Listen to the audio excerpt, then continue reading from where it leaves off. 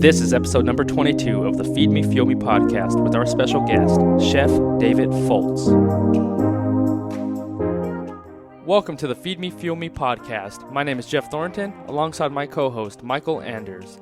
Each week, we bring you an inspiring person or message related to our four pillars of success: manifestation, business, fitness, and nutrition. Thank you for allowing us to join you on your journey. Now let's get started.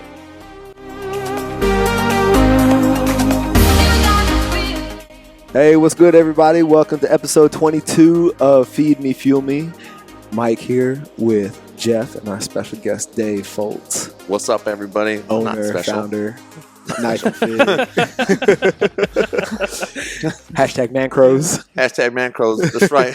Man up. The movement has started. Recently just launched for Man Crows for all you ladies out there. That's right.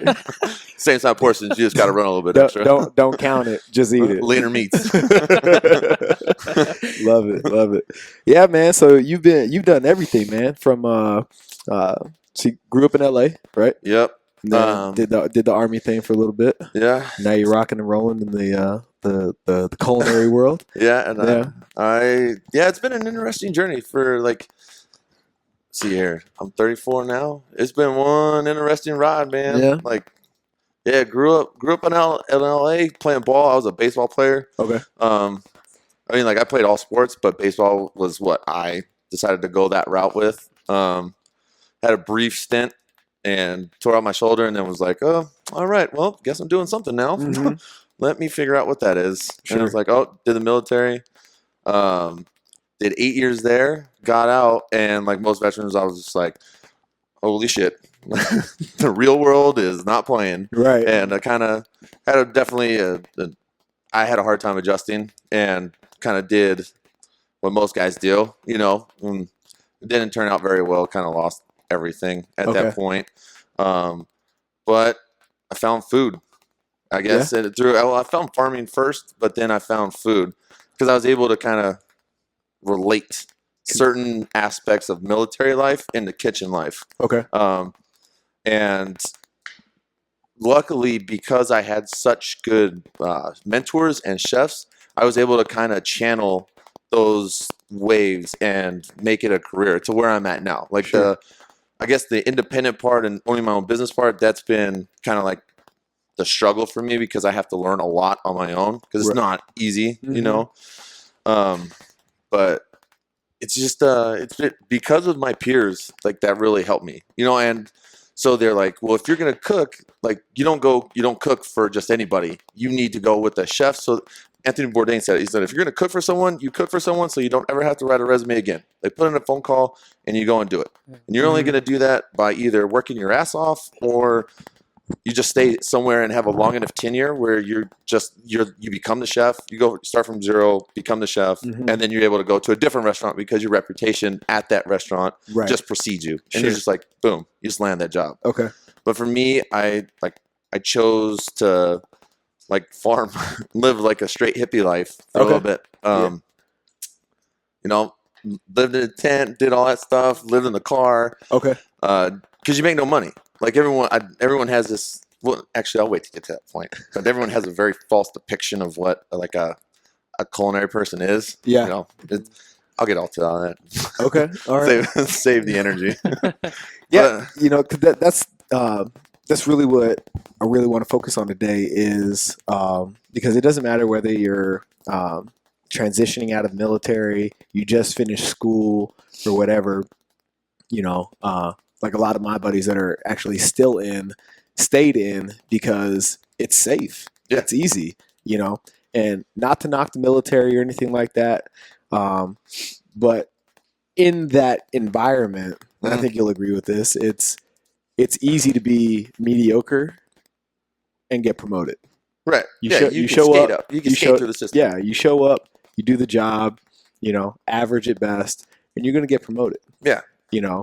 And it's not performance. It's all about numbers. Right. And it's not that, it's still not a play. It's still not something that everybody can or wants to do. That's kind of what makes it what it is. Yeah. But once you're in, now you're just playing at a different level. It's like sucking in the NFL.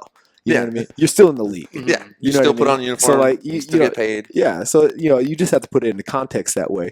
But in that environment, it's easy to get lost in the minutia and lead yourself to believe that what you do in uniform is the only skill set that you have once you're out.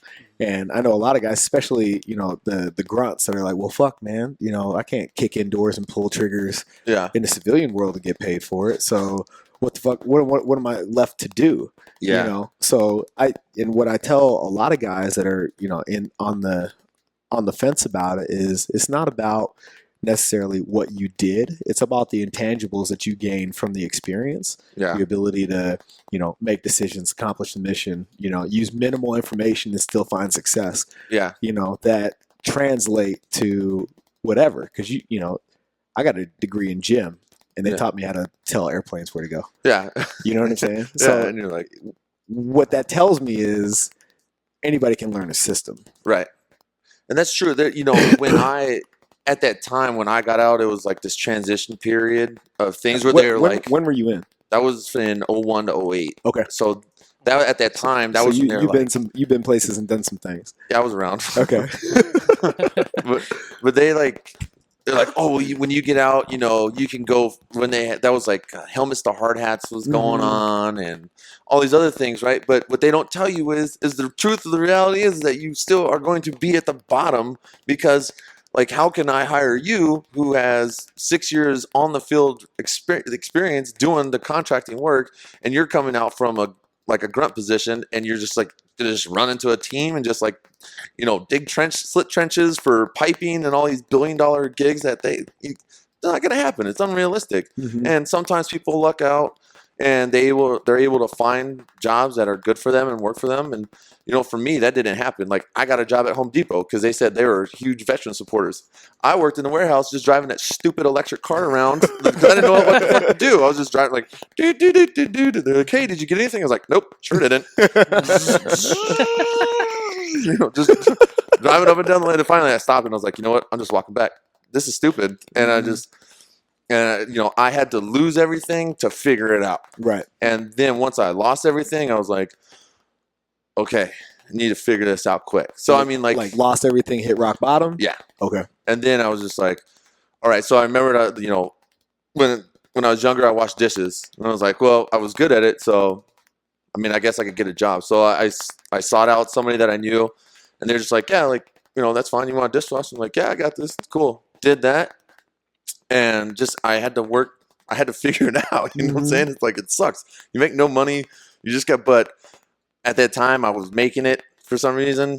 And so then I had a really bad episode when I lived with my mom and my brother when I was still talking to them. And and then I just left. And I was like, I gotta figure this shit out. Going to San Diego, going to Mexico, just kind of, just washing dishes. And so I had a couple chefs that were really great mentors. And one of them was like, he looked at the other one day and he's like, I thought I told you to fire this guy.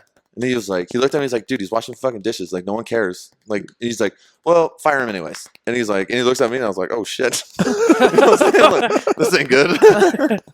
And he's like, you're all right, man. Just watch this. I'm like, all right, cool. So I just watched this. I stayed in my own little corner, did my thing. And then, one day, the big dog, the big chef, he fired everybody, right? I was late to work because I had to ride a bus because I didn't have a car because I couldn't drive it because it was unregistered, uninsured, and it was just like, oh man, yeah, it was bad, riding dirty. yeah. And at that time, minimum wage was only $10, so like you can work as many hours as you want, and you still not make a shit because you're getting taxed. And then I tried to go to culinary school, which is a fucking joke. Okay. I'll get to that one too. I'm gonna offend some people with that one, but I don't give a fuck. Okay. Do that, and so like I was just continuing to just stack debt on top of debt, and I was living a kitchen life, man. That's that no shit, real kitchen life environment where you don't make no money. You're out spending your last $20 at the bar next door with your cooks, and you're just smoking cigarettes till your lungs hurt, waking up, staying in the kitchen, But this particular day, I was late. Come in. And he's just like talking with one of his execs, and he's like, "Who are you?" And I was like, "I'm the dishwasher." Hello. you tried to fire me before. And he's just like, well, you're hired now. You're going to learn how to cook today. I was like, that's what I'm doing. Alrighty then. Wow. All right. So he keeps me around and he starts to show me the ropes and he teaches me his style of cooking. Okay. So every chef teaches you their style. Sure. Well, the chef that he had fired before hits me up and he's like, hey, man, I need some help. You want to come help me out? Mm-hmm. And I'm like, yeah. I'm like, all right, cool. Yeah, let's do that. So he starts taking me into Mexico and I start learning with all of these chefs in Mexico who now subsequently, to include this chef, are at the forefront of the food that we were doing 8 years ago. Really? Wow. Yeah. Okay. So both of these chefs were top chefs. So one was a top chef finalist, and this particular chef named Chad White, I want to say he placed in the top 10 somewhere. Okay. But his style of cooking is Baja Mediterranean, right? Okay. Or California Baja. Sure. But he was so far ahead of his time that he didn't even know how to figure out what the hell he was doing. So that's why we were going to Mexico, and I was learning all these things from all these chefs that are now like everyone's looking to them for guidance towards these subject matters. And I was like, holy shit. Like now I thought about this the other day too. I was like, holy shit, I was really around all these guys. Yeah. This first started, but they helped shaped and molded my like beginning knowledge in my like culinary career right Your there. foundation. Yeah. And that was my like backbone. Okay. And like because of that, I was able to get talent scouted by Food Network and Aaron Sanchez. And he's like, I need your help. He's like, I can't do what you're doing right now because he didn't have the experience. He's on the East Coast. He's a TV chef. Okay. It's huge difference. That's again another subject that we will get into. Okay. So I go work with him and I'm noticing what he's doing and I'm like, yo man, that's not right. Like, and I said it respectfully in the beginning. Is he trying to recreate what you're doing? He's trying to do some in forms Mexico? of it. Yeah, he's Okay. taking like patches of Mexico Okay. and trying to put it into one and fit his cuisine because he Sure. was known as the Latin chef on Food Network. And I Okay. was just like, oh. I'm like, some of his ideas were great, but Sure. they came from when he was young in his career and he was coming up. Like his mom was Zarela Martinez. She's like the godmother of like when she walks by, you're just like, yes, ma'am. Okay. All right. Mhm. And so I got sold on this like huge Food Network, your name and lights. Right. Sold all my shit in San Diego. I was like, I made it. We're gonna make a job. We were supposed to open like 3 restaurants. We had 1 under construction, 2 that were this, man. and I'm living with this dude and the apartment was probably smaller than this in New York, man. I was sleeping on the couch. It was him, his uncle, and me. And I was just like, yo, fam, like, you're doing all this really cool rock star shit, but daddy's not getting paid. Right. Like, what? And he's just like, oh, we'll figure it out. Da-da-da. I'm like, dad's still not getting paid, bro. Right. But did that. So I started staging all over New York because New York, in the culinary world, Yeah. you go there to learn hard work. Like, that's where, like, if my chefs, if they ever start acting up, I'll send them to a stage in New York at one of the best restaurants and show them what like roughnecks like because Really? those dudes they're dope, they're merciless, and they will work 18 hours a day, get an hour of sleep on the train ride home, shower, and come right back to work. Really? Yeah. And so I learned a lot from them. And I went, I was able to go and stage at 11 Madison Park, which is one of the best restaurants in all of New York, Okay. And these places I was like, all right, so the one thing I have in common, what I learned in the military is just like, I can work. I'm a good grunt. Right. I can bust my ass. Mhm. And so that's what I did, and I went to this restaurant and they were like, who are you? And I was like, I'm here for the stage. And they're just like, all right, cool. And so they go to the pantry and they're like, oh, you're going to do pantry, which is salad station. And so I go over there and he's like, hey, that's Homeboys Noise, right? And I was like, yeah, cool. He's like, all right, cool. Grabs them, throws them in the trash, takes it outside, and he's like, looks at a dude coming in off the smoke break. He's like, hey, your knives are outside in the trash where your fucking ass belongs. And I was like, oh shit. Right? I was like, damn, this dude just got told to fuck off. You know what I'm saying? I was like, oh shit. At that level, the entire industry is just cutthroat that way. Yeah. If you're not there to be about food and be about this life, then get the fuck out. No one wants to talk to you. Wow. And that's why, now in this industry that I'm in, it's like everyone thinks they can do this. I'm at the culinary school. I'm a chef, but I do meal prep. It's like, no, you went to school. That's cute, but you know shit. Mm-hmm. You know A. Right. You haven't built any sort of brick lane foundation to become something. You don't even know how to your own style. You're just a person right now taking advantage of money. Okay. Right, and that's how I see it. It's like if you haven't put in X amount of hours and time into a kitchen and suffering and grinding out with your fellow cooks, like you just stop. Right. Just stop where you're at. You know, you don't want to be Bobby Flay. I've been around all those guys. You just need to be you. You know, like just everyone needs to stop trying to be this big public figure in food, because that life is designed for them, and that's where they are going to be, and just you need to let them have their glory. Right. Don't need to be an Instagram rock hero or anything like crazy like that. Just dude, that life was crazy, man. Like I was around that stuff, and it's another life, bro. Yeah. Like when you're that star, when you are the star, it's like people think it's cool, and I'm telling you, it's not that glorious, bro. Right. You just got everybody knows who you are, but everybody's in your business too. Yeah. And you can't go out by yourself and do the things. Like, you just can't be normal. I mean, like, to an extent you can, but it's like, if you fuck up once and you do it in the public light, like, how I act like a dumbass sometimes outside of work, like, that shit can't happen. Like, you slip and you slide and you're done. And everyone comes for you and everyone's hounding you like, yo, like, I was, put it this way, I was at the most minute level of cooking and, like, I guess in the figurehead, but because of the people I work for in LA, like I was just this big. I mean, like a speck, and I lost all these motherfuckers because they were coming around saying that I owed them money because they saw me one time on TMZ, and they were coming around acting like I owed them so much money. It was crazy, and these dudes were like trying to like straight up like, yo, you better pay me. You best to pay me. My brother was coming around asking me for like college money and shit. You know what I'm saying? Like people were telling me karma was gonna come and get me because I didn't freaking help them with bills and nothing like that. And I was like this big on the scale of like, and if anyone's listening to this, just put your little itty bitty fingers together and form a minute dot. And that's what I was. And at this time, it looks like on a big scale like you're making all this money, but you're really still fighting through like you're still going through the adversity. You're still going through it. You know what I'm saying? Like, and that so like luckily in New York, because I worked so hard, so many people saw the ethic. Right. So I had some chefs from Baja come down, and they were like one of my biggest mentors. His name is Drew Deckman. He comes in and he's like, hey man, I need help. I'm cooking at the James Beard House, which at the James Beard House is like one of the biggest honors a chef could get. Okay. Like it's like stepping into a shrine. Sure. And when you cook there, it's like you check that box. You're just like, okay. Like you cooked at James Beard House. I did that. You're supposed to. Most cats don't know about that because they don't know about that chef life. Okay. But chefs know. Right. Like that's a huge deal. Right. Like, and that's a very coveted honor. And so when I did that, it was like, damn, like I cooked at the James Beard House. Like, holy shit.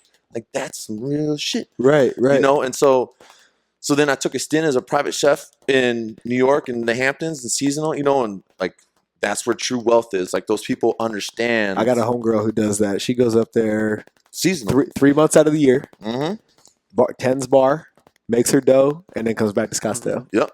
And they just relax. And like, and I learned what true wealth is. And that's where I was able to put a couple things together and say that if I'm this good and I can do this, then I should be able to know my self-worth. Yes. So my self-worth for my cooking ability is this. And then when I got to LA, so I leave there, go back to LA, and it all gets flipped. And I work for rappers and celebrities and all that shit. And they're like, oh, well, your payment's coming every now and then. I'm like, yo, fam, we talked about this. Like, you're supposed to pay me on this day, this money, and this day. And they're like, oh, well, let's, you know, I'll IG you. I'll do this. Like, and I'm like, yo, son, I don't need your IG. I ain't about that life. I just want my money. Right. Like, I worked for this. People don't understand that as cooks and as chefs, like, you work. It's, you know, like I was around a lot of barbers, and they get paid very handsomely for what they do because they work. But for some reason, they want that. They don't really need a chef because they can just pay for, you know, food. Yeah. So when I come in and I'm like, no, bro, I did all this. Y'all got to pay me. Then it's kind of like, oh, well, you know, I don't know what to do. Right. I'm like, oh, it's pretty simple. Right. You pay me money. Like I cook, you pay me money. So when you're working on that private side, you're so and so celebrity's private chef. You know, how are you? You just basically So you're going out, you're buying the groceries and all that shit, and then they're reimbursing you for not only the grocery lift but services rendered as well. Yeah. Okay. Yeah. So you're coming out of pocket no matter what. Yep. So if you don't have savings or anything like that, you have the possibility to be like really shit out of luck on that one. But there's a certain buffer that you have to kind of like protect you from that. The problem is that in LA they weren't paying the buffer. Okay. They were just like, oh, Dave bought food. I was like, yeah, now you guys got to pay me back. Sure. Like, right. That's where, truly wealthy people, very young wealthy people. Right. Old money, new money. Yeah. And you're like, it's either in cash or it's not. You know what I'm saying? Sure. And it's like, so like what I started doing was I told the person, I was like, yo, you guys got to start paying me, or it's like, this just ain't going to work. Because this caused me so much misery. Yeah. Like trying to figure out what was going to happen, you know what I mean? And so he's like, all right, well, we'll do this. So I go and meet with a big dog in LA. I can't say his name, but sure. He basically looks at me and looks at my resume, and he's like, well, I pay my chef $7,000 a month. And I was like, look at her resume, look at mine. Okay, yeah, it's pretty impressive. And I'm like, I'm not taking any less than 10 grand. Like we can talk at 10, and if we ain't meeting at 10, then I can just walk out of here and sure, I'll be fine. Right. And he's like, this is what we'll do. I'll give you an excessive day rate, and then after 8 hours, I'll inflate it, and then after every hour after that, I'll inflate that. I was like, okay, cool. So if you hired me from 9 to 5, you paid X amount of dollars. But I would do lunch. But then I could book another client and go do lunch for them because I still fell in the window of them charging them the same rate. So I was, all right, so that's double. And then after 5, they were like, well, can you come and do dinner? I'm like, all right, yeah, I'll do that. I can bang out like 3 courses real quick, have that set price for that, pay that, go to another client, do that, go to another client, do that. After midnight, they wanted me to come to the studio and do anything crazy like that. I had a triple inflated price that they could pay in cash if they wanted, or they could write me a check if they wanted. Sure. I didn't give a shit as long as I got paid. And so I would go studio to studio to studio cooking. Right. And then chefs would try and hate on me for getting all these big time clients. And I'd be like, well, then cook it out then, dude. Right. Like you're such a good private chef. Like let's go, motherfucker. Anytime, any place, anywhere. You better be able to cook. Right. Oh, it ain't like that. You just taking money out of my pocket. I'm like, no. You suck. Right. There's a difference. Well, the other thing is, above and beyond your ability to, truly cook. How many dudes that are in that camp hating on you that aren't willing to do the fucking midnight jobs? It's the hustle. Oh yeah. You know what I mean? Like, exactly. Not all of them just rather just sit there, go party, and not do it. No, just be around the life, but not be in the life. I just want to take Instagram photos. Mm-hmm. You know what I'm saying? So I was like, I just didn't want to do that, and it really drives me nuts. I learned a lot of hustle from a lot of these barbers that I was really close with because they showed me. They're like, yo, they call, you got to go, man. Like I can do this in an hour, but I know it takes longer, but you got to figure it out on your own. Like, so I would just sit there and watch them and just be like, yo, these dudes are banging out like 6 different clients. Cause in LA, everything's in the hills, like where all the famous people are. So you just stay there. And once they hear that you're there, they can just book you out right there. So you just go boom, boom, boom, boom. You're on Fairfax side or Studio City side. So it's that, you just figure out where you're going to go. Yeah. But yeah, man, I was like, as long as my food was on point, like I was good. And that didn't slack at the time. It was all the haters that started coming around, that were just like, trying to basically say that I was going from 0 to $1 million. And I was like, nah, man, like I'm really hustling my asses off, dude. Like that's why my motto for my business is hustle sold separately, because I can't show you how to hustle. Right. Like that has to be instilled in you. Like I can give you 10 clients right now, but if you can't get all 10 tonight, then what's the fucking point? You gonna ruin my reputation with that? Right. Nope. Right. I got to think again.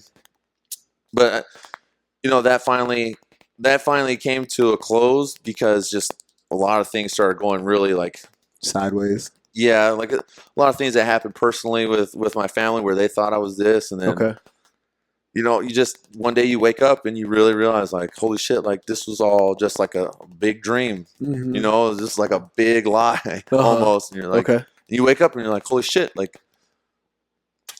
where the fuck am I? Wow. And you're just like, I would, and It's like, I don't know what to do. And it's some people that I had a personal relationship with back in San Diego, because I would go from San Diego to LA a lot. Like, Okay. I love San Diego. Yeah. Like, that's my home. That's like, That's your spot, huh? yeah, that's my place, man. That's my Nirvana. city. Yeah. Okay. But the people that I knew there decided to just like backdoor me. So I was like, all right. So again, I'm like, I finished a job in LA, and I'm like, well, I really don't have anything in San Diego. So what the hell do I do? Yeah. And I'm like, I need to get this locked in. I need to figure out what the hell is going to go on for my life. You know what I'm saying? Because you're like 32, 33, and 34. You're like you need to make a career. Like, if it's going to be an alternate lifestyle, like you need to make a career out of it. Right. So come here, and I had some help, and they're like, and since then it's just been like, all right, this is how we're going to help you check the boxes, since you're capable, but I'm capable of doing it, but I'm not like adult enough yet. Sure. Right. So I have all the building blocks there. It's just when I came out here, it was good to just be free of it. And every client's call me every now and then, But now because of the fitness world and how I've been able to step foot in the fitness world, it's been. How did that evolve for you? So that slowly evolved when I was in LA. I had a personal, who I considered at that time to be a friend, who's now just a piece of shit. Okay. He kind of brought me into the scene because he was a CrossFit trainer. Okay. And we started training like Big Sean, some of the dudes at his camp, like some of the other big artists started coming around, and I was a chef. So, French saw me and was like, I helped French get a six pack, and that led to, all what I just said. But then I started getting around all these CrossFit guys, and in LA, where I was at, it was called Valley CrossFit. Like Kristen Clever was there. Yep. And so I asked her, and I was like, hey, can you show me how to do CrossFit? She's like, well, you can prove to me that you want to learn CrossFit. How about that? And I was like, I like that. Fair enough. Sure. And every now after, like, that's a response that you want that response based on where you come from. You respect that. Yeah. You know that if they decide to take some time with you, it's going to be worth your while now. Right. Yeah, and that was huge because I just knew she was famous through the videos I had seen. Like, I had never really done CrossFit that much, but I knew she was an important person, and I was like, holy shit, I just see baseball players, and you never see baseball players, right? Or if you train with them, you're like in close contact with them. Right. So to see her coaching I was like, whoa, gnarly, like I can get good at this. Sure. And I told her, and every now and then she would be like, do this, and I'd be like, okay. She'd be like, do that. But I had to suffer through it because she would make it hurt. She's like, if you do 30, you can leave. And I was like, well, I can barely do 2. And she goes, I don't know, do you want to leave? Like, she's like, go home if you want to. She's like, I didn't ask you to be here. I'm like, fuck. Yeah. So you do it, and she's just like, it's just for a head nod, just for a little head nod, right. And then, and that led to that, and I started getting better at it, and I picked it up faster, and then I was around Becca Hoyt and Lindsay Valenzuela and James Townsend and all the Invictus guys, and if you're good at something, if you're an athlete, you can pick it up quick. It's not ridiculously hard. Right. You can just pick it up.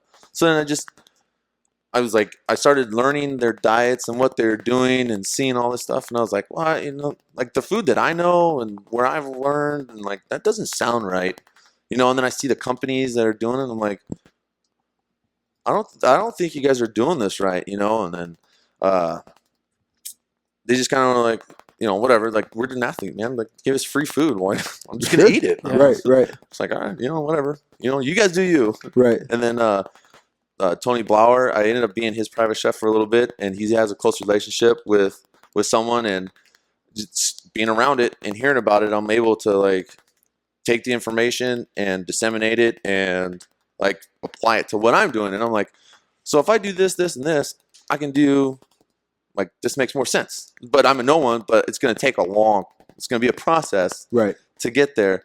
So I started doing it, and I started getting a few athletes that come out of the woodwork, and they're like, hey, it's like, this works. And I was like, all right, cool. And then again, I meet somebody that is a nobody, but thinks they're somebody. And luckily, I was cool enough with them at that time while I was still cool with them, where he was like, hey, I need a favor. And I'm like, what's up? And he goes, I need you to be the chef of the LA Reign.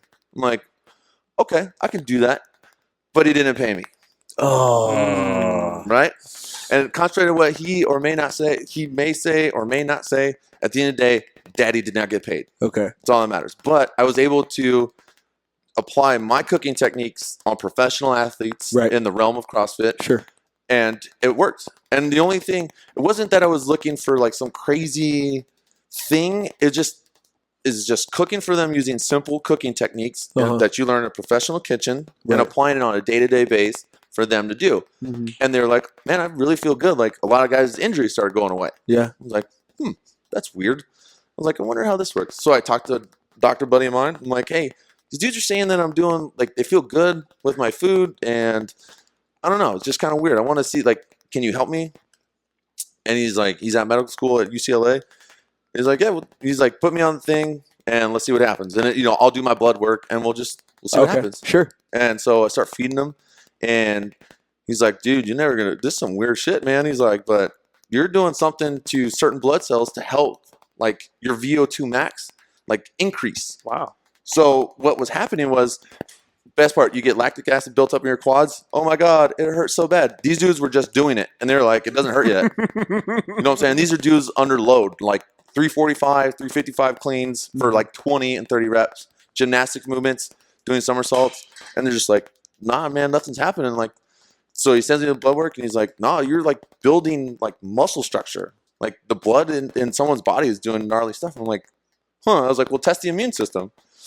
Test the immune system. And he's like, yeah, dude, like my immune system is boosted. So without an immune booster, I was revamping his entire system. Right. And I was like, no kidding. Yeah. That's just because you have so much experience and live such a lifestyle that you're able to connect the dots and create something brand new. Right. But I needed those test subjects to do that. But the problem was what I was doing. So like he tells me all this. I'm like, I was like, so what do we do? I'm like, I don't know what to do. This is really cool, man, but I don't know what to do right now. Yeah. It's like, well, we need to figure this out. I was like, well, no shit, dude. Like, right. So, I start doing more research and he starts bringing me around more and he takes me up to a UCLA retreat where there's a bunch of doctors, like no shit doctors. MDs. Yeah. Yeah. Like, the best in the world. And then that's when it hit me that Western medicine wants nothing to do with like outside things. Naturopathic. Right. Like if I can get you off meds for something, right? If I can build you a farm, get you off PTSD meds, but the VA wants you on PTSD meds, they're going to be like, I got more money than you, little dude. Fuck off. Right. And I'm like, why? It's a natural way for this dude to actually just figure out what he needs to do in his own life, right? Like all we can do is just be like, I'm going to build a farm because I think this is going to help you. Just show up here at 6 a.m. We're going to show you all you need to do. And then the rest is going to be on you. Like it's an alternate source to just, it's something different for you to try. Sure. Like, so they don't want nothing of it. So it's crazy, man. I've given lectures and I've had like 130 people in a room and been down to like 2 by the time I get like done with my slideshow, dude. No kidding. Really? Yeah. And there's and like even now in the arena that I'm in now, same thing. It's like the market is so oversaturated that everyone thinks they have the next big thing. And it's like all you're doing, like, you're either zone or you're paleo or you're macros, aka Jenny Craig or Weight Watchers, depending whichever one you want. But and it's like, and I'm like, no, I don't do that. Like I barely opened up to the public, and I think people are just, I don't know what it is. They just like, I'm very forward in the way that I respond to people. Like someone emailed me and they're like, hey, I want to know your macro count and all this, and I was like, don't do that. I don't count macros. Sure. I don't count numbers, bro. Like I have someone do math for me. You know what I'm saying? I'm definitely not going to do your macro count. Right. And he's like, well, then what do you do? So I'll send him our pamphlet over when I sent you. Yeah. And it's like, well, sounds good. I think I might sign up. I'm like, you don't need to tell me that, man. Like, you're either going to do it or not. Like, it's a lifestyle thing. So you either going to be part of the fam or you're not. You know what I'm saying? And they're like, oh, well, what happens if I become part of the team? I'm like, I don't know. You do whatever you do. Like, you want a jersey, homie? Right. You know what I'm saying? Like I don't, it's so weird to me that this arena is so like cutthroat and like you are divided by these 3 things or nothing else. And half these cats, they haven't even achieved or gone to the next level of things, and they're looking for the next level thing. And you're like, bro, like you got to get to a place to get to a place, bro. It's part of being on the path. Right. Like, well, you know, it's a diet. It's gonna help me perform better. I'm like, no, you help you perform better, dog. Sure. You know what I'm saying? That's when I came with Man Crows. Okay. Like, I'm so tired of cats just telling me all this shit, man.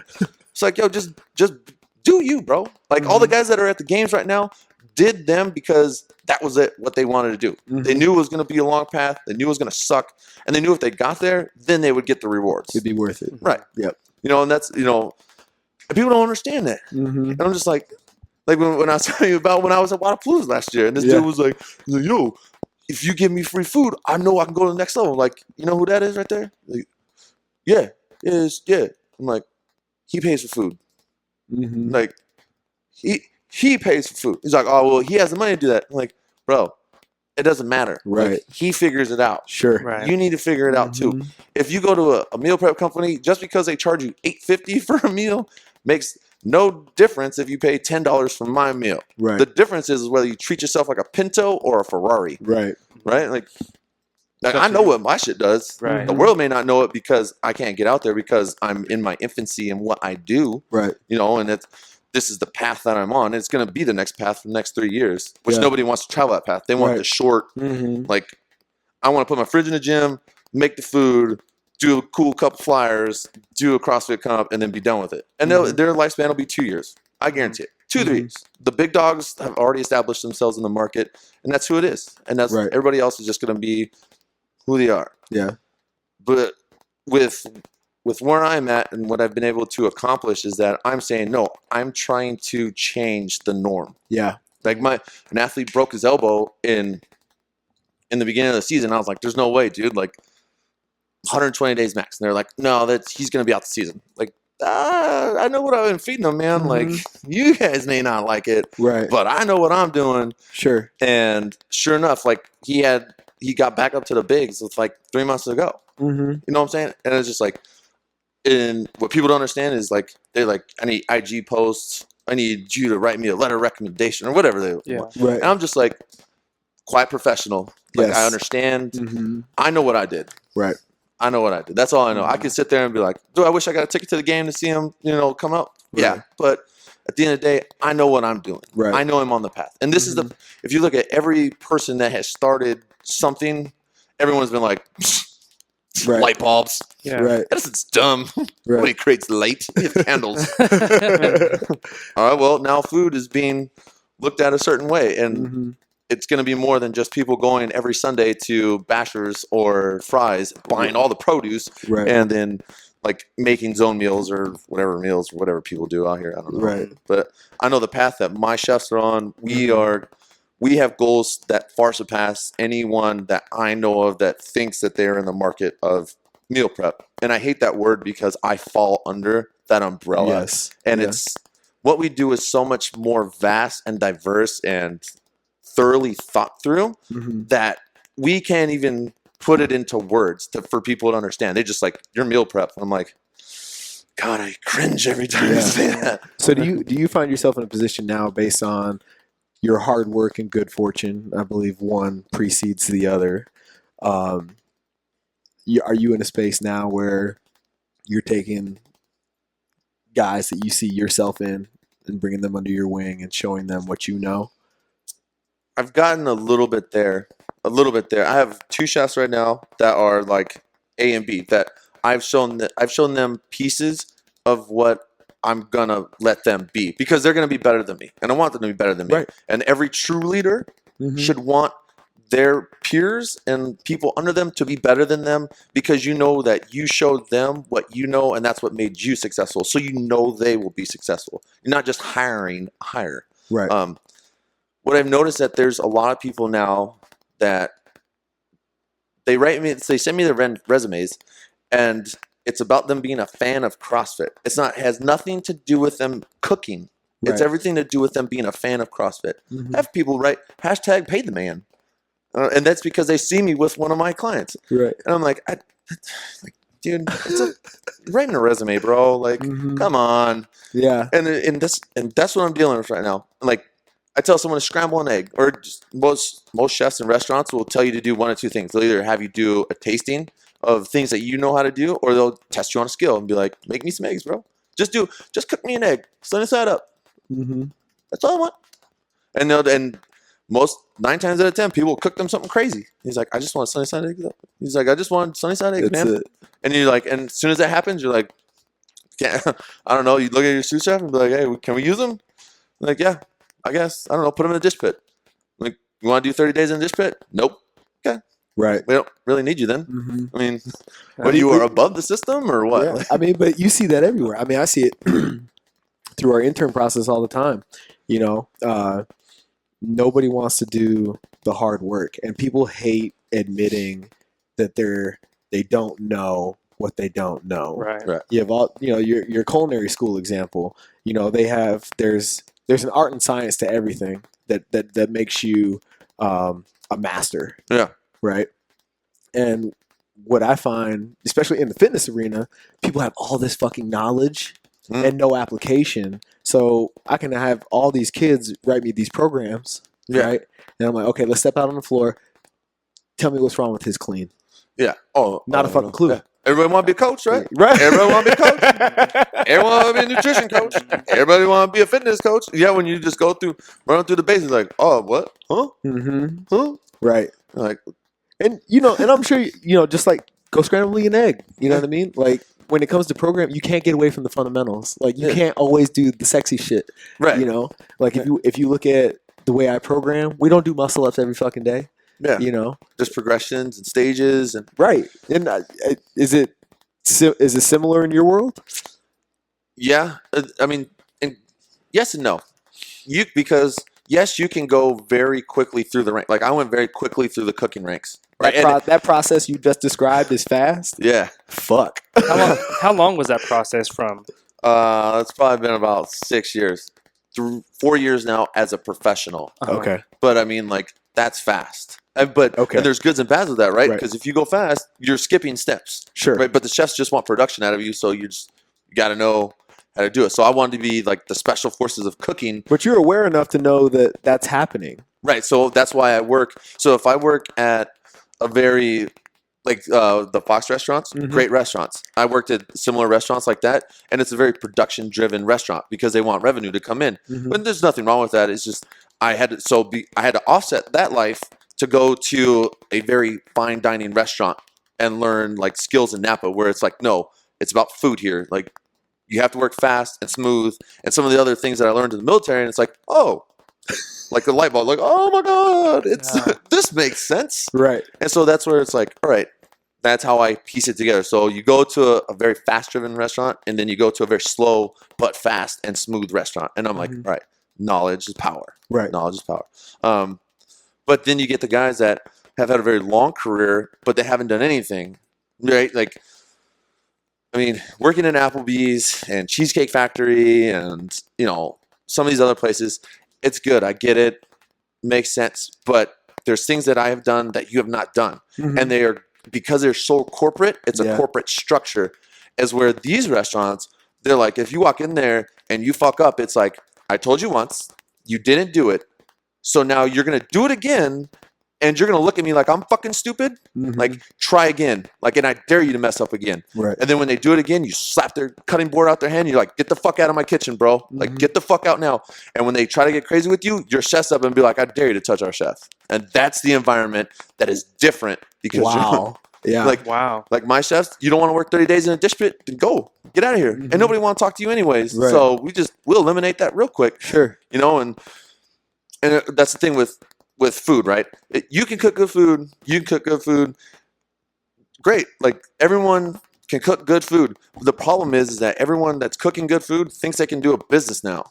Right. Like we have been completely separated from the fact that you can just cook good food for your family for the sake of cooking good food. There is absolutely nothing wrong with that.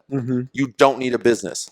Like if we as this big thing just focused in on certain things and let the people that know what they're doing do what they do, Right. then we would actually grow as a society back to a lot of other like set things, you know, and that's where I'm at with people is like I'm gonna high five you if you cook great food, man. Like I'm not judging nobody. I'm not like if we go to a restaurant and their service sucks, I'm probably gonna be a dick because I don't like shitty service. Like if you're gonna pay for it, like anything with like $30 menu options and it service sucks, I'm gonna be a dick because I don't think it's very fair. Sure. But like if we're just chilling and barbecuing, like yo, homie's a good like this dude can smoke some shit. I'm like, hell yeah, he can. I'm like, he's like, he's gonna do a barbecue business. I'm like, why? You know what I'm saying? Like, dude, just you ain't gonna because they're gonna take on all this business and they can't keep up with the workload, right? And then when I come around and be like, oh, my pitmaster can do this, and she's dope as hell at what she does, but then they're gonna undercut us for our bid because we want people to pay for our time. Like, like she's not gonna like stop what she's doing just to work for pennies on a dollar. That's not how this works. It's she busted her ass, she learned what she learns, and she makes like really dope barbecue. And this fool is just like doing barbecue for the sake of doing barbecue because all his homies were like, yeah, you should do a business, bro. You should do a fucking barbecue truck. I'm like, no, don't do that. Right. Like, and with your business structure now, like you're saying, the food you cook actually heals people, you know, helps them recover faster, perform better, things like that. And you say these other meal prep companies, I hate, like I say, with everything you said, I hate to call you a meal prep company, but it's all good. Where they're making food just to be making food, right? How do you cut through the noise of actually getting your message out there where your company comes out on top and where people start understanding, like, we're not just prepping food, we're actually creating a medicine for your body, essentially, and giving you something that your body needs instead of just consuming food to say, okay, I got my calories for that day. How do you cut through that noise? Is it marketing? Or is it messages from like working with the top guys, chefs, things like that? It's honestly, it's working with the big dogs. With the company that I'm with now, you know, like that being one of them. But when other chefs from restaurants are inviting us to their restaurants to cook, it's like that's how we solidify what we're doing because none of these people are doing that. Like when I like promote my chefs, like, and when I send them all of these assignments, they're going there chefs, not meal preppers. So that's how that is. Like when I step into the building, I'm not like that's chef meal prep guy. Like when they look at no, it's like no, that's Chef D. Yeah. You know what I'm saying? And that's how they see me. And that's when I think we're gaining ground. The message of like, you know, like I can tell people till they're blue in the face, like all you gotta do is eat the food, man. You're on the food for a month. I'm telling you, things are gonna happen, but it happens with you. It can't come from me. It comes from you. Right. That I can't really convey. I just have to be like, let the results speak for himself. Yeah. Sort of. Like if people but so many people want like the before and after shot, you know. You know what I'm saying? And I'm like, my next macro post, I'm doing something like that. You know what I'm saying? It's like when I watch that, I'm like, man, you can't like all I can do is tell you that this is what we're doing. If you're looking for some like clinical trial and stuff like that, dude, waiting for the study. Like I'm telling you, you're gonna wait for a while because that costs so much money. It's crazy. Like I can't do it. McDonald's, some of these other big conglomerates, they can do that shit because they make like $15 billion a year. Like, they have that disposable income. We're just chefs with a little plot of land, making sure that our food is cooked to the way it is supposed to be cooked. And everyone's like, oh, well, that just doesn't sound right. I'm like, the food that you just ate came from a little bag of carrots. You know why? Because they all look the same. Like our carrots are different. And he's like, oh, there's purple cauliflower, yellow cauliflower. Oh, it's sweet. Why is it sweet? I don't know, man. That's food, bro. It's love, I guess. I don't know, but we just can't.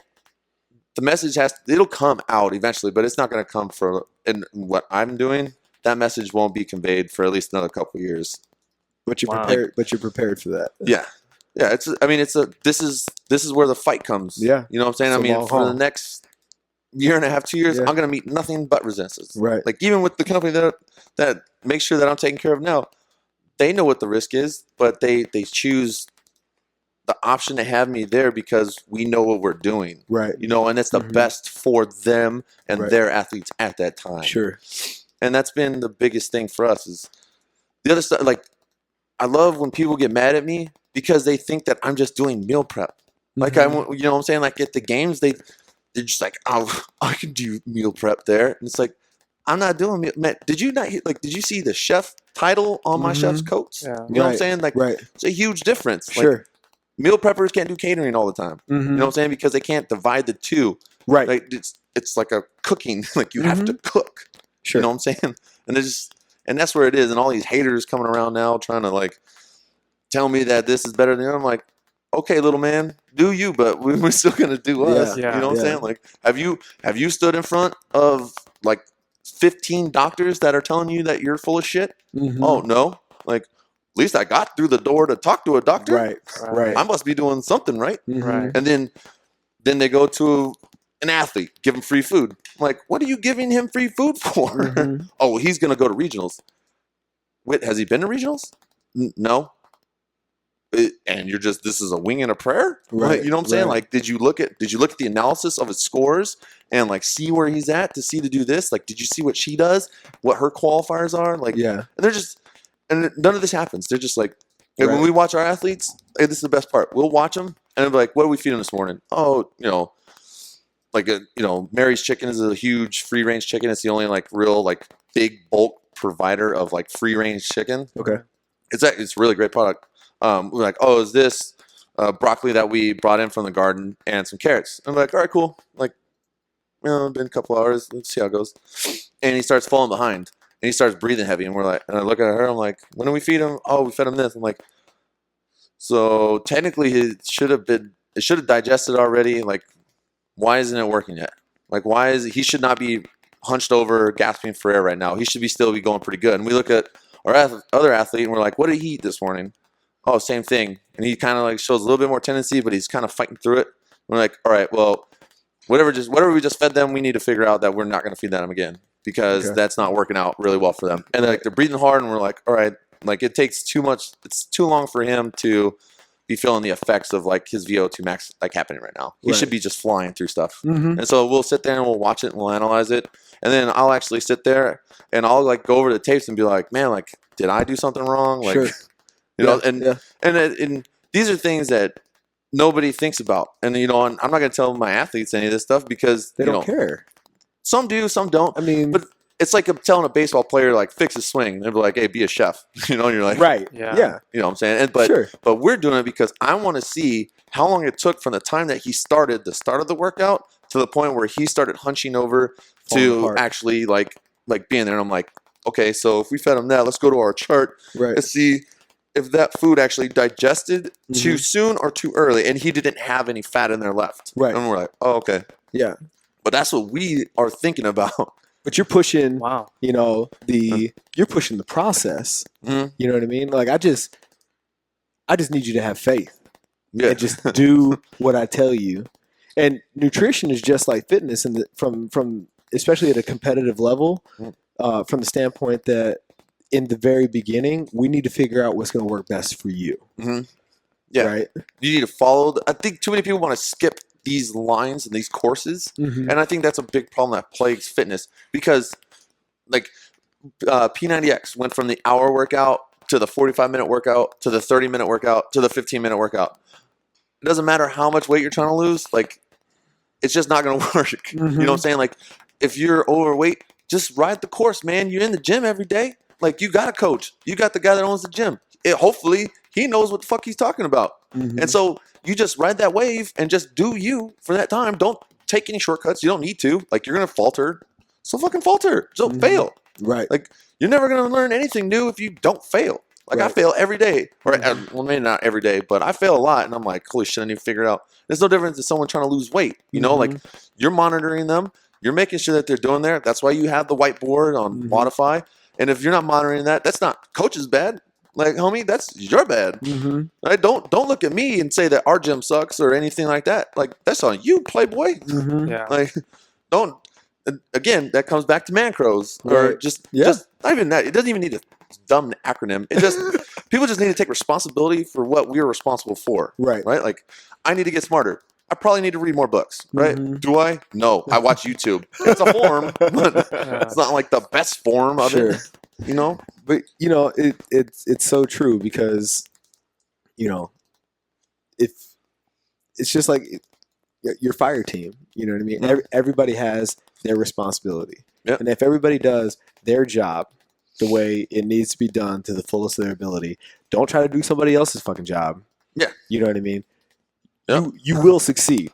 Yeah. When you start trying to, do other people's shit that's above your pay grade in a lot of cases, that's when shit falls apart. Mhm. Yeah, you start getting sideways. We've had people leave the gym because they wanted to follow other programming, Yeah. and then you have you have people that try to do their own shit above and beyond what's already being done, Mhm. and they inevitably fucking backslide. It's Yeah. like, I need you to trust the process. Yeah. When people, when I program 85% and people will fucking try for a 1 rep max, it's like, I'm telling you, if you follow the program, when I tell you to max, you will PR. Right. It won't be. It doesn't need to be like a 50-pound jump. Right. It'll be 10 pounds is 10 pounds. It's Right. still 10 pounds over what you did last week. But I need you to follow the process. Yeah. You pay a membership here because that You tells me that you trust me and my staff, my coaches. I hold the word coach the same way you hold chef. Yeah. It's true. We're not a staff of fucking trainers. We are coaches. Yeah. Our job is to educate and empower above and beyond counting reps and starting the fucking clock. Right. Trainers do that. Mhm. You know what I mean? We're going to teach you how to move. We're going to fix the shit that you got wrong with you. Yeah. You know what I'm saying? And like, hearing you talk about knife and fig, like, that's the message that I hear, is you actually give a fuck. Yeah. And honestly, it comes across wrong, but that's why I talk so much shit. You know what I'm saying? Because it's like, and I tell people all the time, like you want to be a Pinto or a Ferrari? Like, oh well, I can't afford a Ferrari. I'm like, yeah, no shit, neither can I. But guess what? It's your body. Like, Right. I don't want you to be on it forever. You know what I'm saying? Like, you have to. At some point, I hope you learn how to cook or like take pointers or something. Read a book. I don't know. YouTube it. I YouTube everything. Like, I Google everything too. But I mean, self-empowerment and just the process of everything. Like, knife and fig is a process that has taken a long time to get to where it's at, and it's still even longer of a process to get where it's actually like solidified to the point where it's a respected like thing. Right. You know what I'm saying? Like, we're like, yo, Chef Dave from Knife and Fig. If I get a Michelin star from this one day, which would be a dream of mine, which I hope to achieve that goal, then I've accomplished that mission. And you ask anyone doing what I'm doing right now, they'll be like, what is that? Right. Like, exactly. Shut the fuck up. Get the fuck out. Sorry, that was aggressive. But I mean, like, that's how truly vested I am in food and being a chef. They don't have those investments. They don't have that. They have a dollar bill investment. And that's what I don't like. Is I don't do this for money. I need money to survive. I need money to do that. But I drive a Prius, so obviously I don't care that much about food. I want to go and travel and learn food. You know what I'm saying? Yeah, yeah. And these people are like, how many members can I get? How many people can I do this? How many? I'm like, yo, just study food. Make food better for people. People like me respect chefs that are the master of their environment. Right. And I'm like, there's no, it's like, damn, like Chef Andy over there or Chef Dave, they doing a hell of a job, man. Like, yo, like, stay away from him. Like, y'all go over there. Nobody talk to him. We cool with him. You know, these guys, and until that happens, I'm just like on the aggressor, because I'm like, I don't want these people to be treated like that. Sure. I want people to like come in there and like actually know what it's like to feel good because they eat. If they achieve a goal in under their 30-day window, I'm stoked on that and I'm happy for them, but they still got to put in more work. Right. And, you know, and this, just so many people are like that, and they're like, oh, wait, it started with one person in our house to like 15 people and like a commercial kitchen. And I'm like, yeah, but what's your end game? Like, Right. Where are you in 2 years with this? I don't know. I'm like, get out. You know, I asked my chefs. I asked one of them, like, yo, what are you doing after this? She goes, you know, I don't know if it's a restaurant or a food truck, but I know it's going to be one of the two because I just want that level of freedom and independence. Because you can be, I don't want them to work till they're 40. You know, that's, chef life is too hard. You're on your feet too long and the hours are too grueling and you'll lose, you don't have any friends, or like, all your friends are chef friends. Right. So you all have the same hours. You know what I mean? Like, Right. I'm trying to get her to see that I want her to have a normal life. Mm-hmm. I want her to be like, yo, like, all right, if I can branch off and do this, like maybe we can be done by like 7 o'clock at night and still go do cool shit. Right. That's what I want them to be. All these guys to just, I don't know. I don't get it. Mm-hmm. You know what I'm saying? Interesting. I'm trying to be, I want to be actually know that a chef can have a retirement and started from nothing. Right. Right. We're so far and few between in those numbers that it's just like, because it's so hard. Yeah. You know, like restaurant chefs that are the best in the world, that, you know, you see them all doing like really cool things, but it's like it took so long for them to get there that you can't just everyone wants to be Bobby Flay, but nobody wants to put in the Bobby Flay hours. Right. Even him, he started somewhere. He just didn't be like He didn't just land. yeah. Yeah. You know. Yeah. And I just didn't land. Right. That's it's getting people over that perception of overnight success. Mm-hmm. I don't even feel like it's a battle we're fighting anymore.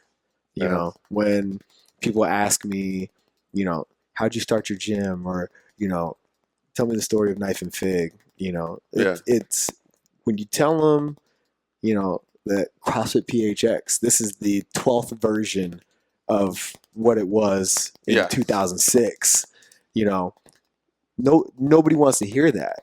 You know, they're like, oh, somebody just wrote you a check. Nah, man. Like, I put in a lot of fucking work. There's a lot of 4 o'clock in the mornings. There's a lot of fucking, you know, 14 session days behind this shit. Yep. You know, it didn't just fucking happen, you know? And everyone thinks you get a business loan, right? You just get a business loan. You just showed up to the bank and they were just like, here's $250,000. Have your gym, sir. That would have been sick. Right? You know, people don't understand how much. I love your story from the standpoint that there's so much that you did for free. Maybe not even intentionally. Yeah. But there's so many hours that you put in and didn't get paid for it, and now you're on the other side. The journey's still long, but you're now reaping the benefits of those hours. Like where most people would have been like, "Fuck it, this life isn't for me." Yep. I feel like you have to be wired a little differently, man. Where it's like you look at it like this is just part of the deal.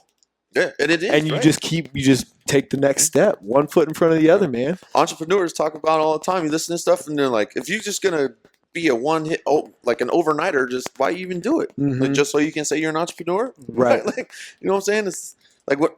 Point fact: when I first moved out here, I was sleeping in my car. Right, I had to sleep in my car to get this shit off the ground. I figured out while another company was just starting.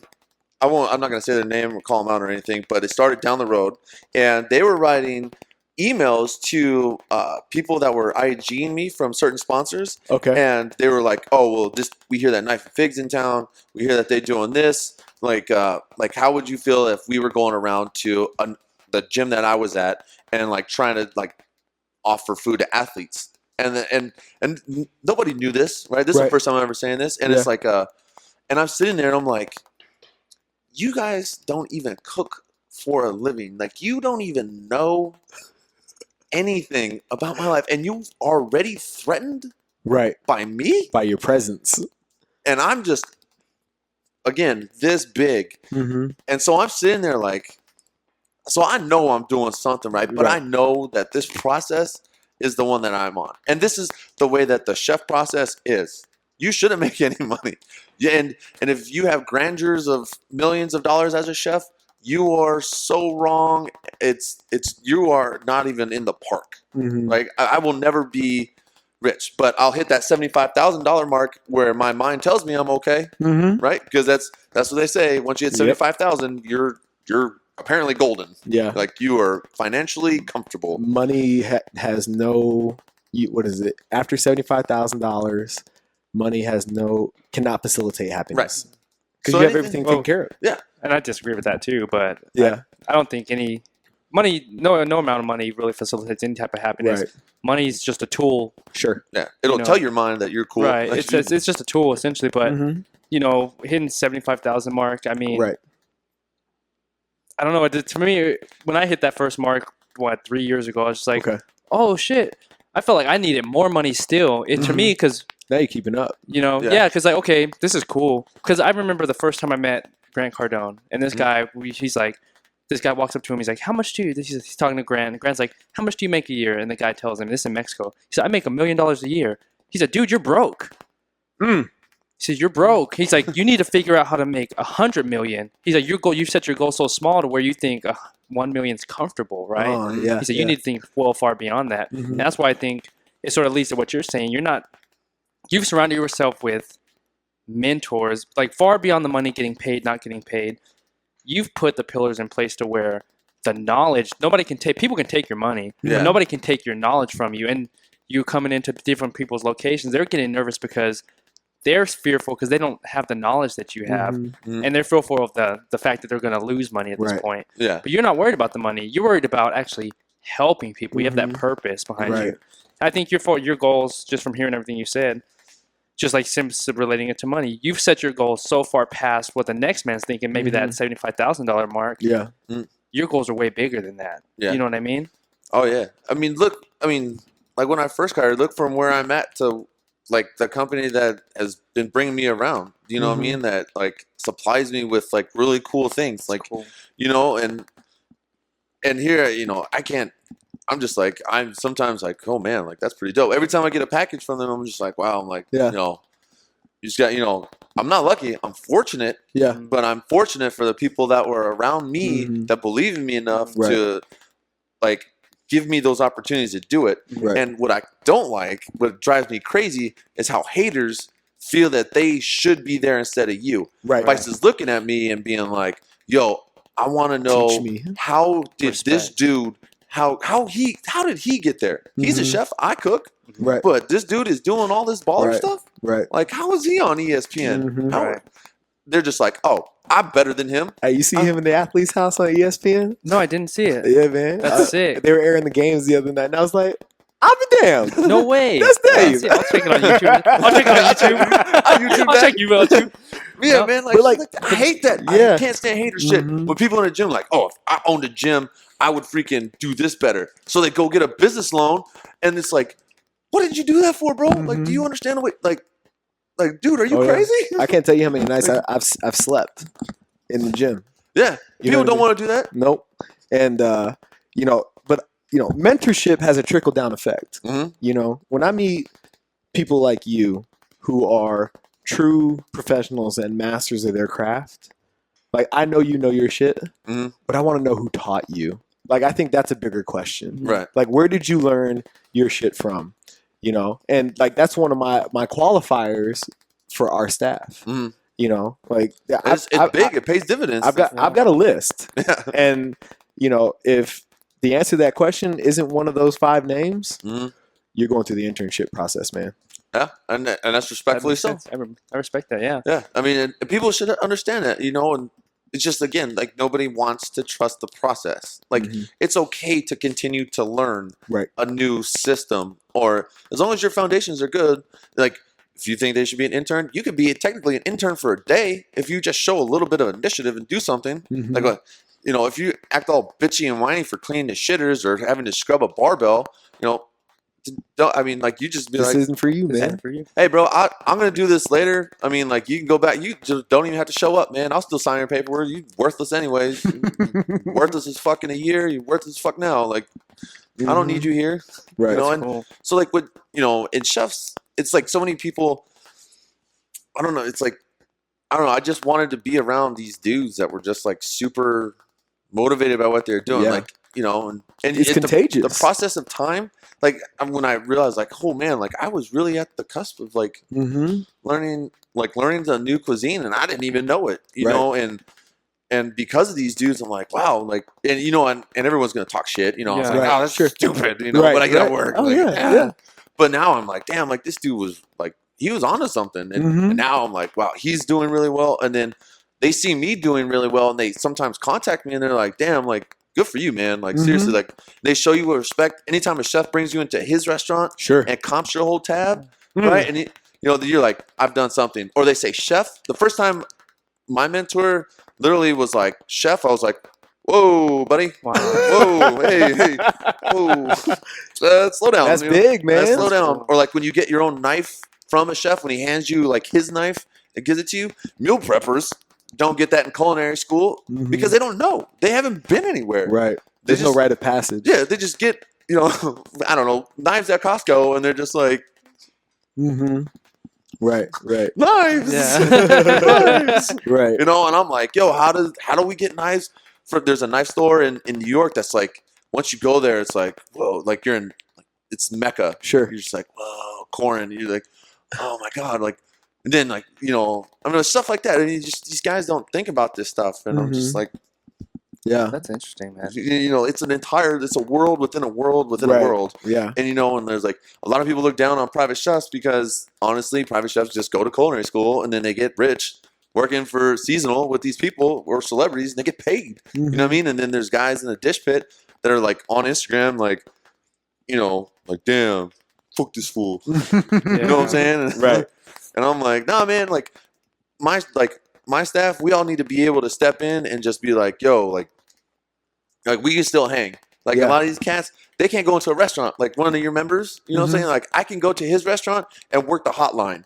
Okay. Or, like I'm gonna get yelled at a couple of times because I'm a little rusty. Yeah. But like the next day I go into work, I'll be able to work that line. Yeah. These other cats, they can't do that. They're just like, I don't know. One-dimensional. Yeah. They're just culinary school, right? Everyone's just like, I went to culinary school. I got a degree. I'm a chef. Yeah. And you're like, come around me and I dare you to say that word to me. Like, and I looked at one kid on an interview. I was like, I dare you to say that you're a chef to me, boy, because I'll flip this table at you.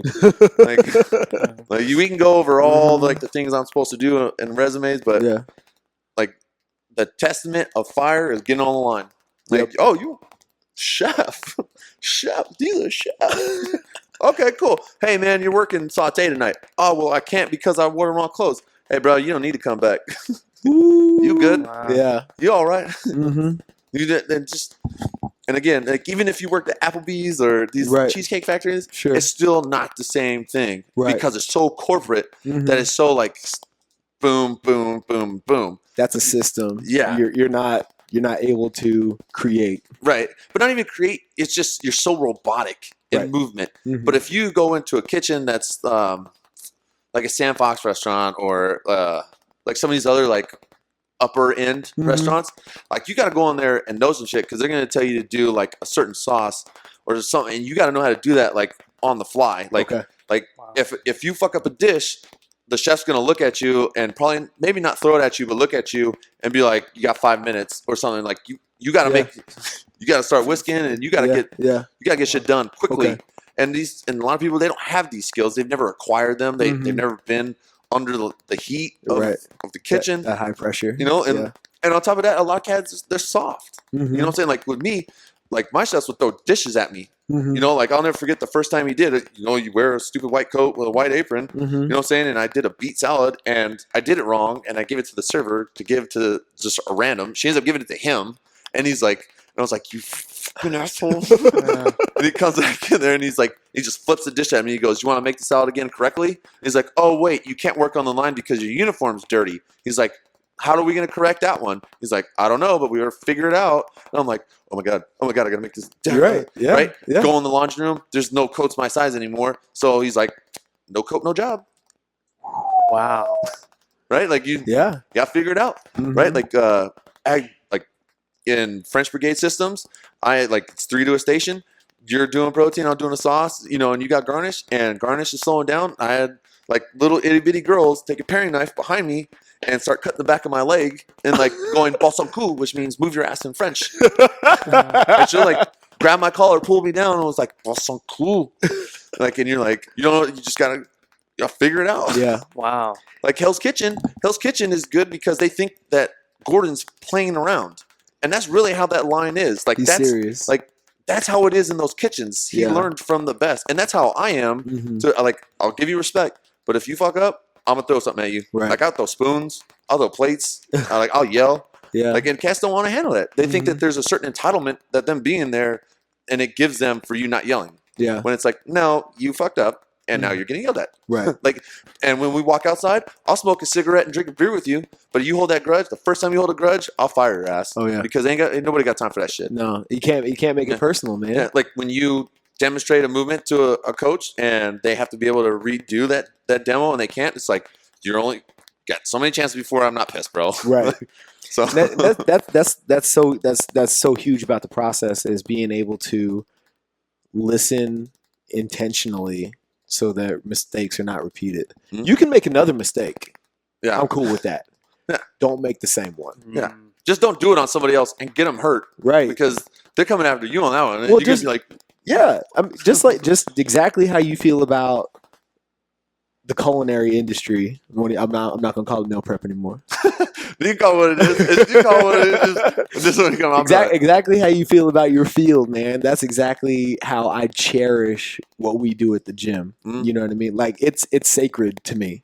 Yeah. You know, that's why I opened the gym, is to fix the issues I saw in the industry Mhm. from the inside out. Right. I'm not on a mission to change the world, but if you come here, Right. it's going to be done right. Yeah, it's on your mission, and Right. that's your satisfaction. Yeah. Then your Whether I gift make to a the mi- world. Yeah, just whether I make $1 million at it, Yeah, That doesn't matter. that'd be nice. yeah. But that's not the mission. right.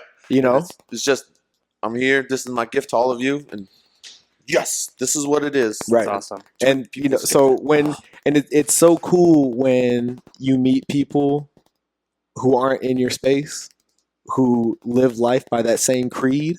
It's special, man. It's and like game recognized game, man. Yeah, you know what I'm saying? Like you can feel it, in somebody when they're just like doing what they're passionate about. Mhm. Regardless of the outcome, as long as the product is quality, Right. and the process is as it should be, But- everything past that is gravy. Mhm. Yeah. You Yeah, know, it's just another element to what you're doing. Yeah. It's rare to find people like that too. extremely Like, rare. you both definitely have it. Yeah. You know? Passionate, yeah. I'm probably a little bit more aggressive than you are. I mean, I'm to the point now. I used to be like you. I mean, I used to just preach my cause all the time. This is Yeah. why we're opening a gym. This is why we're opening a gym. This is why we're opening a gym. And then eventually, I got to a point with a lot of self work Mhm. where I would just let our product and process speak for itself. Yeah. I call it PHX Island. Because I recently just went to support some of our athletes at a competition, Mhm. and just the way we're staffed right now, one of us is always at the gym, Right. and so I don't get to make it all the time, and so I'm running into all these people, like, bro, you're doing big things and da da da, this, that, and the other thing, and then like you start to figure out that what you're doing is right. Mhm. Something's happening Yeah. in the world. You just don't know what that thing Right. is. Yeah. And that's how I because you got your nose to the grind, man. Like you're not worried about what everybody else is doing. You're doing you. Yeah, that's all that matters. Like, Mhm. well, I mean, to an extent, I worry about Sure. what people. No, absolutely. But I mean, Yeah. like the hard work, the hustle, being initiated in our lives to get to the next step is Mhm. what is the only thing that matters. Yeah, right. It's, So real quick, before we close out, we want to know one thing that you do to feed yourself every day, mentally, physically, spiritually, and one thing that you do to fuel yourself, keep yourself going every day.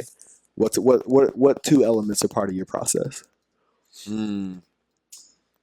mentally, I wake up in the morning and I give myself the go get 'em speech now.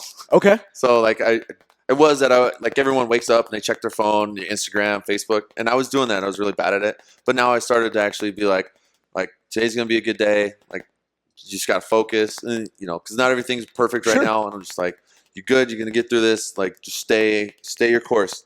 Just stay your course. They always say that to everyone, stay your course. Like, all right. So that's what I do, and then to feed myself, I'm forcing myself to cook at home now. Like. Okay. I'm actually cooking my own food. Before I eat ramen. I don't give a shit what anybody says. If they tell you something different, they're full of shit, dude. Oh my god. Everyone's like, County muscle diet. I eat all my own food. Like, you're full of shit, bro. Like, I know some of these chefs, when we get off of work, we go eat ramen. And in New York, you go eat ramen or Chinese food.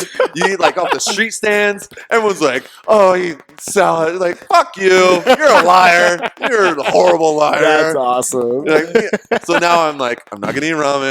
Gonna eat some food. Yeah. And I started posting it. You know. Yeah. Yeah. That's why I was like, That's out of your kitchen.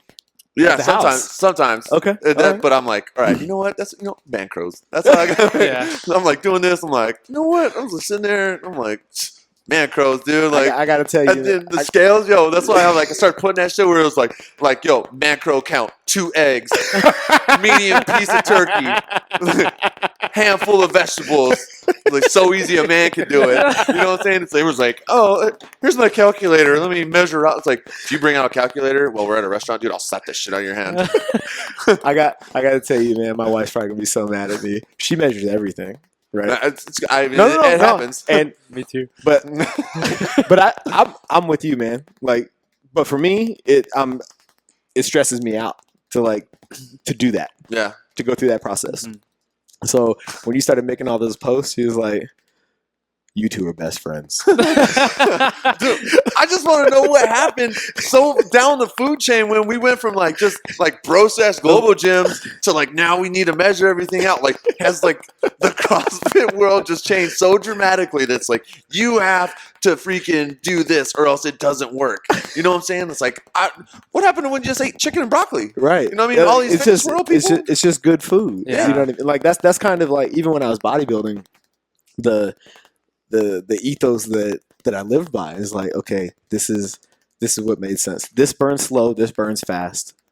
And just basic principles, man. Yeah, just figure it out. Right. You know? Just figure out how the body's going to work. Yeah. Now you got everyone else yo, you're a nutrition coach. No, you're not a therapist. You're a therapist. You're not a nutrition coach. There's one dude in life that will count his macros all day because he's my homie. I can't say his name, but I'm just saying his staff and his doctor and what he does. Okay. I'm like, I respect everything that they do, and I will. If he's yo, Dave, I need you to count out for me. I'd be like, yo, hell yeah, I will. Okay. I will much gladly work with your doctors because she is at the top of her game and he's at the top of his game. Yeah. And I respect how she approaches it. When we were at the games, she let him know hey, you're good. I don't even know why you're trying to do it in the beginning. Your workload's so big. You just need to do it. Mhm. And it benefited him where he placed and what he did. I was like, wow, dude, I even wanted to get information and send her hey, I'm not that kind of person, but I really respect what you're doing from a professional standpoint. Sure. And yeah. But that one dude, everyone else is if you want me to do it, your paycheck has to be so big and vast that's the only way I'll do that shit. Right. I'm not a babysitter. I ain't doing that shit. No. Last thing before we get out of here too, man, where can we follow you and support your company, business, whether it be social media, websites? Twitter is Food in Mouth. So food, capital NMOUF. Instagram, it's Flutter77 and Knife and Fig. And Facebook, you just look up Knife and Fig. Dope, man. Appreciate you, bro. That's what's up, man. Yeah, fellas, appreciate you having me on. Oh, no doubt, man. No doubt. We're all about having authentic people. People just keep it real. You know what I mean? It's not hard, man. Hopefully these cats don't like all the F-bombs I drop, but That's all it's all good. good. Joe man. Rogan can do it. I can do it. If you can use the F-bomb eloquently, it's not offensive. That's a good point. If it's a think word for you, you need to work on your vocabulary. You know what I'm saying? That's how I feel about the F-bomb. yeah. That's how I feel about the F-bomb. Samuel L. Jackson is a mentor. You know what I'm saying? He's a good person to look up to. Yeah. But hey, thanks for everybody joining us on the show and allowing us to be a part of your journey. If there's anything that we can provide on the back end or anything else that you want to know, all of Dave's information will be in the show notes. So be sure to look him up, support him, and anything you want to know about the culinary world. I'll do my best to supply that information. There you go. Yeah. There you go. So, find us at Feed Me Fuel Me on all social media platforms. And after you listen to the show, make sure that you give us that 5-star rating and leave us a comment or two so we can keep providing this quality content. Thanks for letting us join you on your journey. Until next time. Later, guys. Peace. And there you have it, crew. We really hope you enjoyed this episode with our special guest, Chef David Fults. If you want to check out the full show notes and get connected with David, his company, and us, please go check out feedmefuelme.com. Also, be sure to connect with us on social media, including Facebook, Snapchat, Instagram, and Twitter at feedmefuelme. We would love to hear from each and every one of you. If you found this episode inspiring in any way, please rate, comment, share, and subscribe so we can continue on this journey together. Also, be sure to share it with your friends and family on social media, including Facebook, Snapchat, Instagram, and Twitter, or any other social platforms that you use. We really appreciate you spending your time with us today and allowing us to join you on your journey. We would love to hear your feedback on this episode as well as guests and topics for future episodes. To end this episode, we would love to leave you with a quote by Chef David Fults. "The dream is free. The hustle is sold separately." Thank you for joining us, and we will catch you on the next episode.